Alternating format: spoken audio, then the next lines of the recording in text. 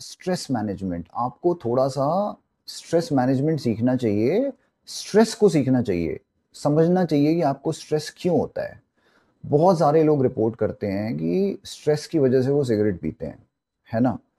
लेकिन हमें ये भी मानना पड़ेगा कि हम लोग बहुत सारी ऐसी चीज़ों के लिए स्ट्रेस लेते हैं जो इररिलेवेंट है। मैं ये नहीं कह रहा हूँ कि स्ट्रेस और स्मोकिंग का कोई रिलेशनशिप नहीं है। Because of your repeated use of smoking there is a relationship between stress and cigarette. लेकिन वो रिलेशनशिप नेचुरल नहीं है, ठीक है। ये एक बहुत बड़ा टॉपिक है।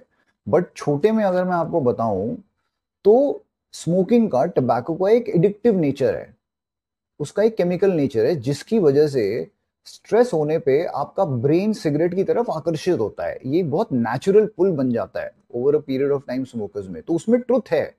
लेकिन ये भी सच है कि हम बहुत सारी फालतू चीजों के लिए स्ट्रेस लेते हैं।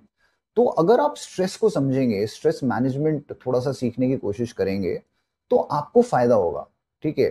देखिए, स्ट्रेस के साथ प्रॉब्लम क्या है, that stress can be very intense, है ना। एक तो होता है कि छोटा मोटा स्ट्रेस हो गया कि ट्रैफिक है और किसी ने कुछ बोल दिया वो है। बट बहुत इंटेंस स्ट्रेस भी हो सकते हैं।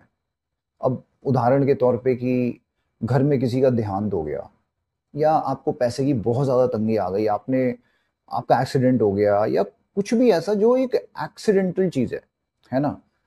तो उसमें अगर आपका रिलेशनशिप स्ट्रेस के साथ स्मोकिंग का बना हुआ है, you are going to go and pick a cigarette, है ना। और ये बहुत लोगों ने रिपोर्ट किया है कि 6 महीने सिगरेट बंद कर दी और उसके बाद कुछ हो गया घर में, कुछ लाइफ में चीजें ऊपर नीचे चली गई और आपने जाकर के सिगरेट उठा ली। तो अगर आप स्ट्रेस मैनेजमेंट समझेंगे, अपने स्ट्रेस ओरिजिनेशन के पैटर्न को समझेंगे कि आपको स्ट्रेस कब होता है, किस सिचुएशंस में होता है, क्या वो आपके लिए फायदेमंद हो रहा है, तो आपको बहुत फायदा होगा। और सबसे इंपॉर्टेंट चीज है कि स्ट्रेस से जो कनेक्शन है स्मोकिंग का, जो आपके दिमाग में बना हुआ है, वो टूटना चालू होगा।